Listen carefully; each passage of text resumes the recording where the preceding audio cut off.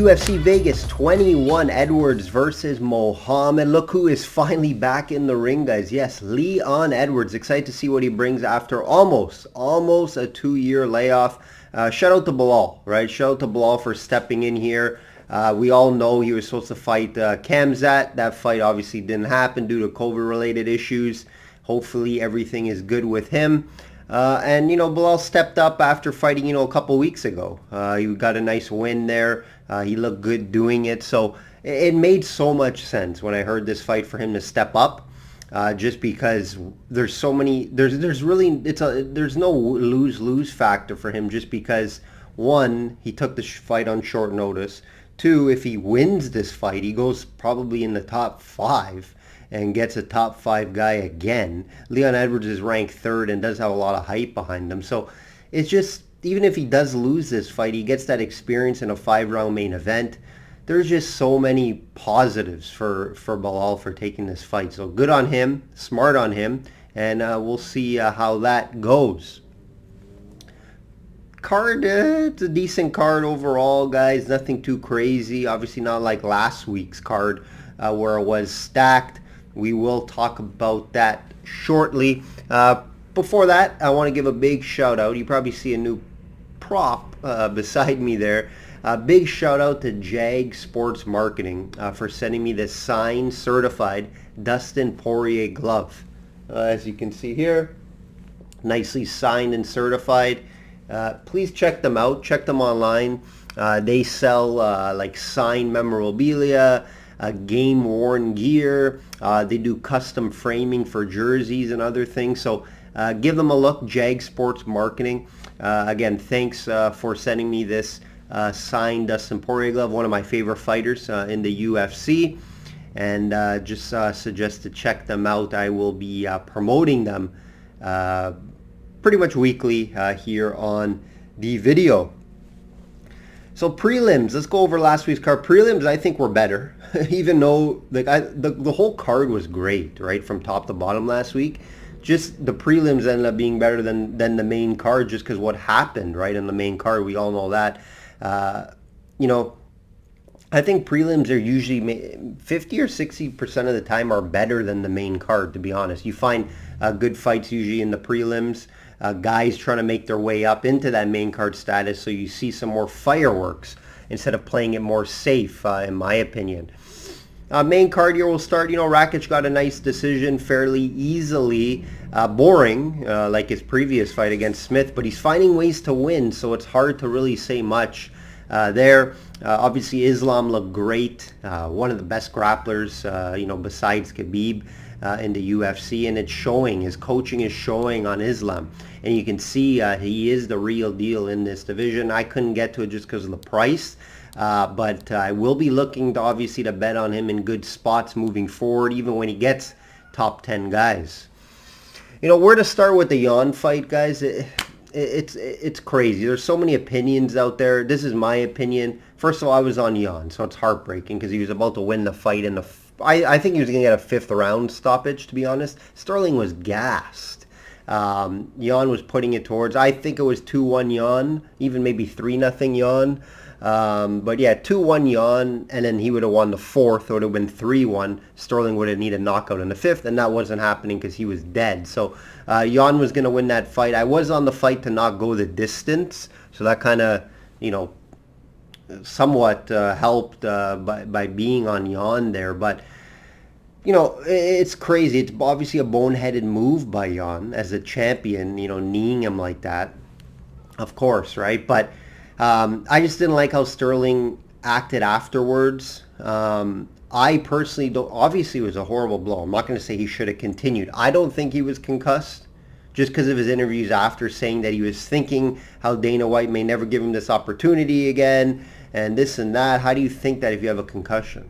That doesn't make sense to me. And then obviously him posing with the belt after, going face to face with Henry Cejudo. I didn't like how he acted after the fight at all. Everyone has their opinion. That's my opinion. Obviously the blow was terrible, and he deserved to. I think it should have been a no contest, not Sterling gets the belt. I think that's crazy. I think the UFC needs to look into that and change that. But yeah, that's my opinion on it. I don't want to go too much into detail. Yeah, I even tweet. I don't tweet much at guys, but I tweeted at Sterling when he posted that Henry Cejudo. Probably was more of a joke that he was doing that, but it seems like he doesn't want the rematch with Jan because he knows how it's going to go. Sterling couldn't take him down. So if you can't take down Jan, you're in big trouble. Jan took down Sterling more. So that fight, I'll be on Jan again. It's going to be different though, the odds. You're not going to get a nice minus 110 on Jan, which I had. It's going to be 150 to 180 maybe, in that range. So you got to figure out if you want to lay that next time around. But yeah, Jan is the much better fighter than Sterling. It's not even close.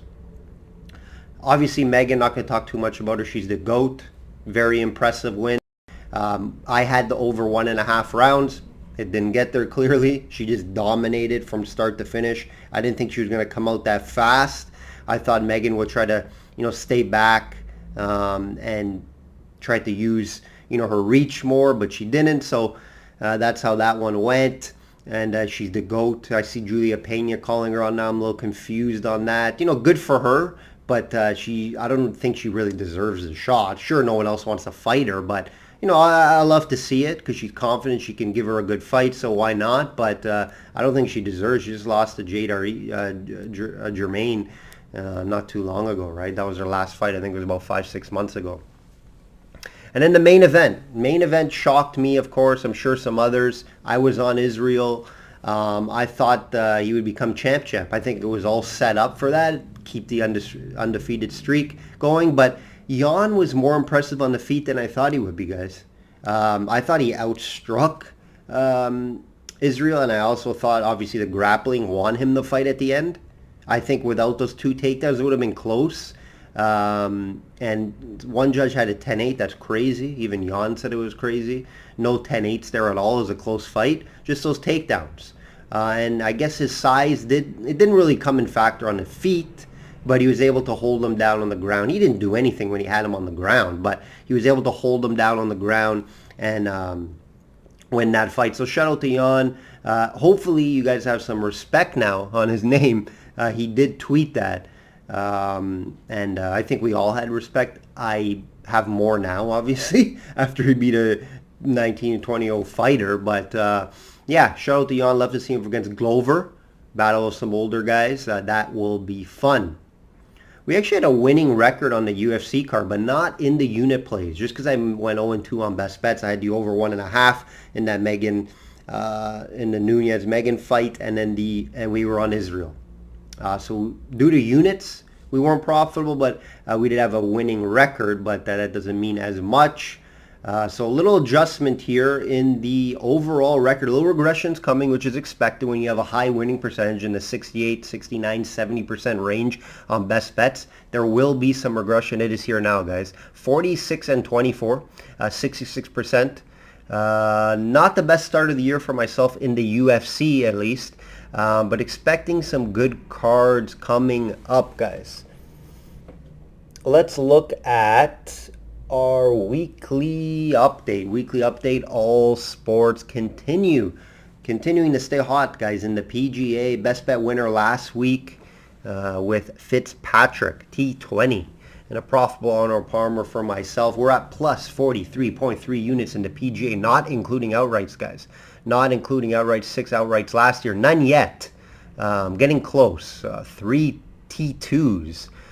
So expecting outright any week now. Nice run in the NHL as well. 11-4 NHL run continues, guys. Seeing the NHL very clearly now, and the system I have for it is working well. So we will continue to attack the NHL.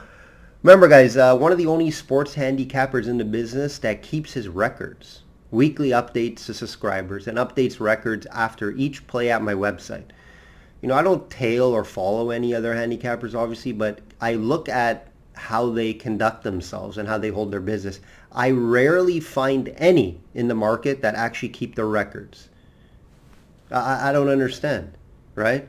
It's just a lot of guys out there. Be careful with them when signing up because it's not truthful how they play and how they bet. I've bought services in the past before opening up my business. system capping just to see how it works. And it's not truthful, guys. So hopefully you guys see that here. I post all my winning and losing tickets on Twitter and Fleets and in Instagram. And I post about it as well on Twitter and on my website and in for subscribers weekly updates each week, win or lose. I post it. Please like and subscribe, guys. Please like and subscribe.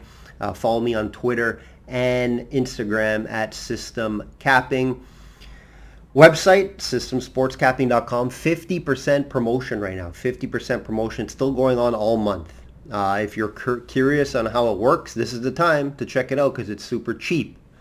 So get on board now. Personal plays for this card will be out Friday for subscribers.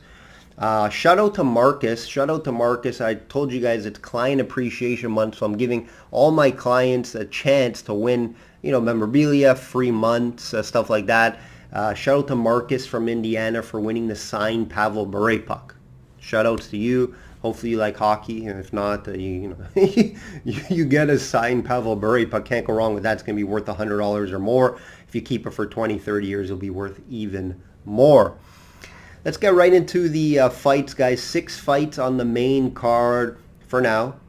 we know the 15 fights scheduled won't be 15. It'll be rare. I say 1 or 2 fall off or get canceled or whatnot. Remember, guys, shop around. Multiple books. Have multiple books. Have multiple accounts. These numbers are just based off one site. I shop around before fight time. Let's get right into it, guys. Edwards, 270, minus 270 versus Bilal Muhammad, plus 220. We briefly went over at the beginning of this video. Look who is back. Excited to see how he looks after almost a 2-year layoff, right? We all know he had issues training during COVID, coming into the U.S. to fight Island. So it'll be interesting to see how he comes out here. This is why it's a tough fight to handicap, in my opinion. Sure, he's a pretty big favorite, and he should win the fight. He does have the better stand-up skills, and is a top 5 fighter in the division for a reason, right? He dominated RDA before that layoff. Bilal, he's a tough guy, though.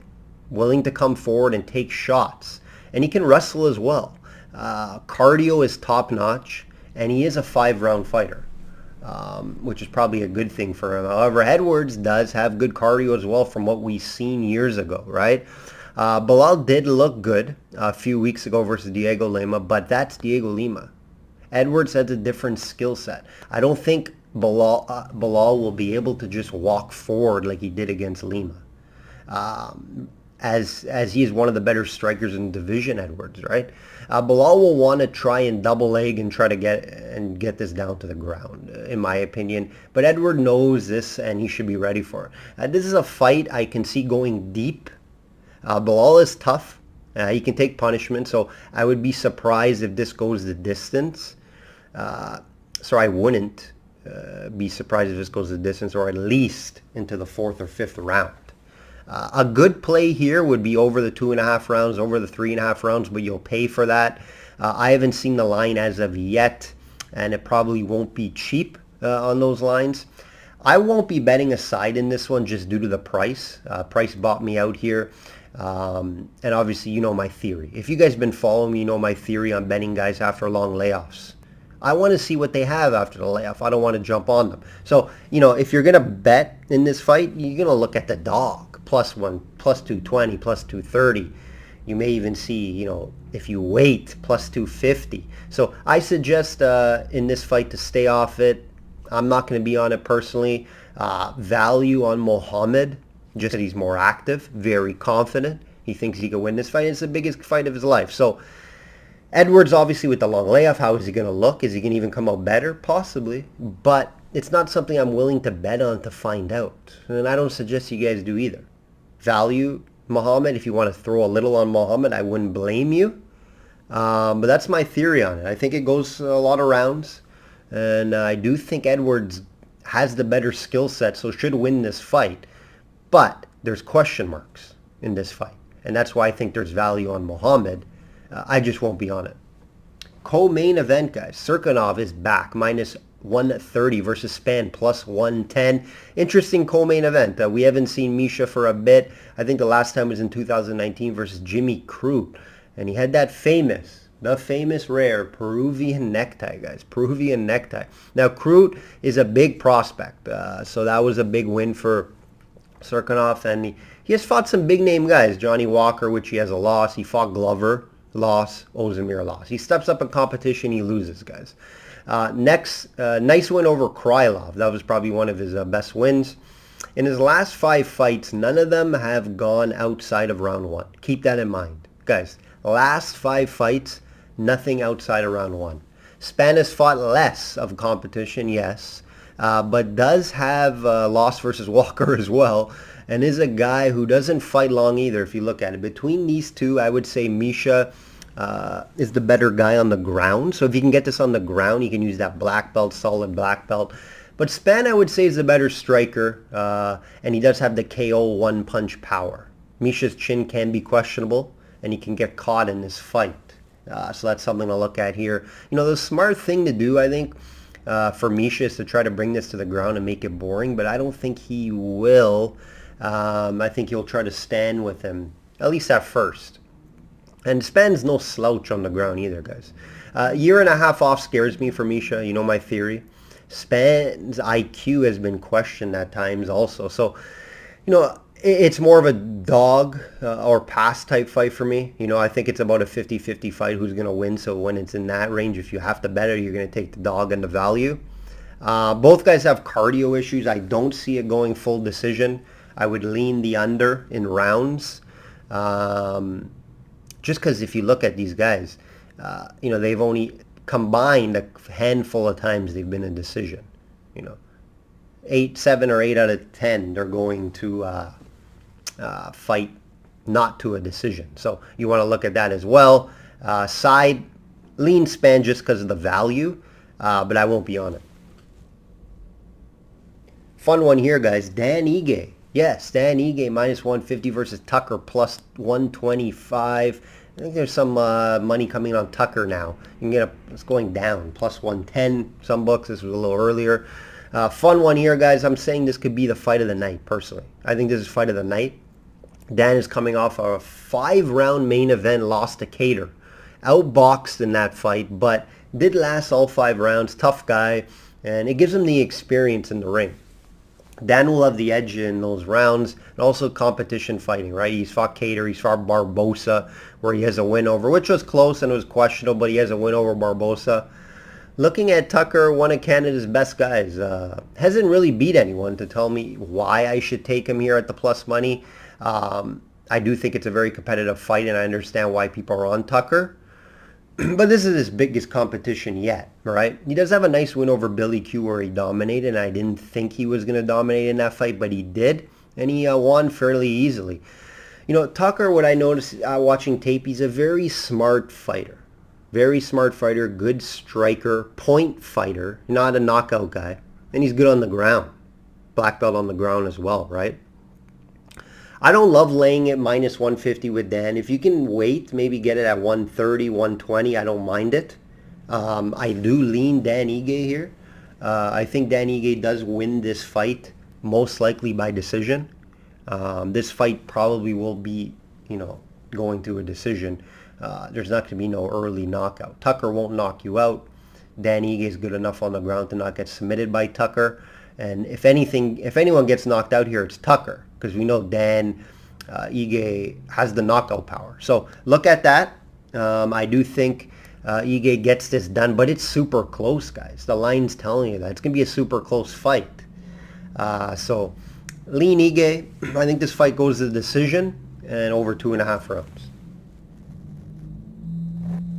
We have 6 fights on this main card, guys. Next one, Martinez minus 310 versus Grant. Davey Grant plus 250. Lots of English guys on this card. Now, I like Martinez, but look at that price. I can't get on that price. Minus 310. You know, at this price, I'm starting to like Grant. But, you know, I do think Martinez has looked good as of late, is the better fighter. Nice showing versus Thomas Almeida and a veteran last time. And a tough win versus Sainz.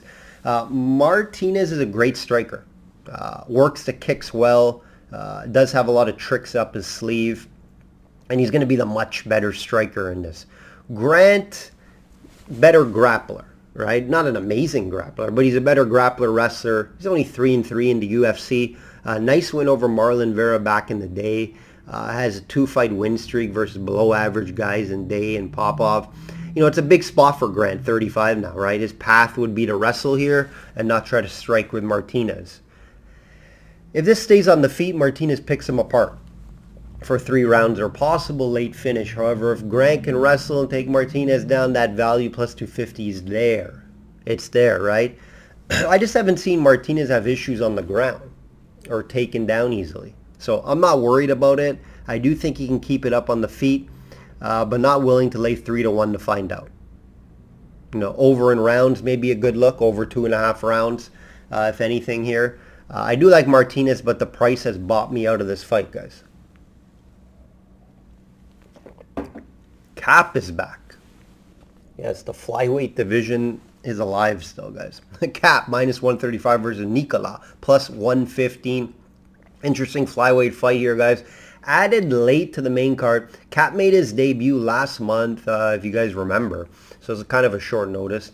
So we did just see him against Pantoja. It's a nightmare matchup for anyone to deal with in his first UFC fight, but he came in with a lot of hype. He did go the distance with him, but he just wasn't active. He didn't throw his hands. I think he looked good in the third round, but he just wasn't active and he wasn't throwing. I don't know why. He was known for some knockouts.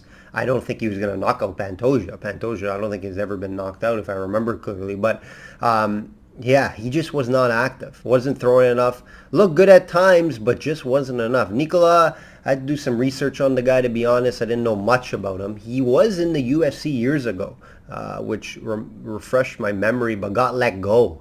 And then fought in Brazilian League, won both fights, and now got his call up again. This one should be fast-paced. Obviously, flyweights.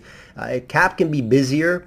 I do think he wins with the skill set. And he could catch Nikola too with his power. You know, it's a tough fight to bet just because there's a bit of an unknown here.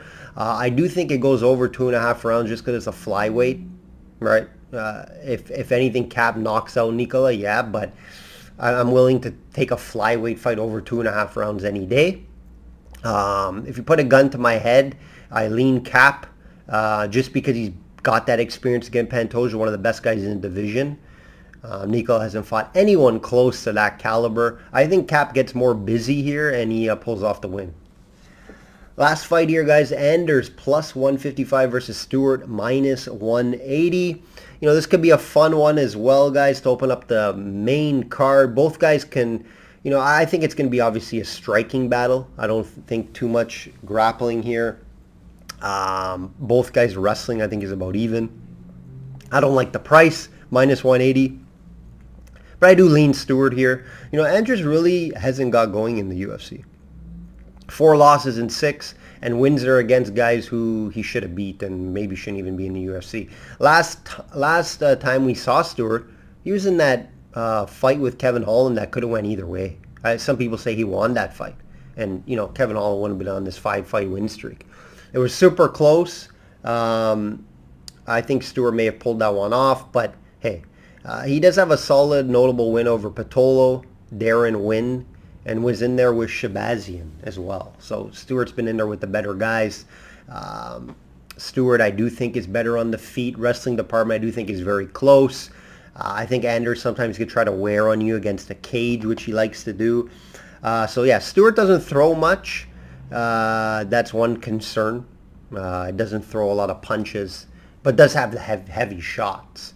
Both guys haven't been knocked out. That's something to look at as well.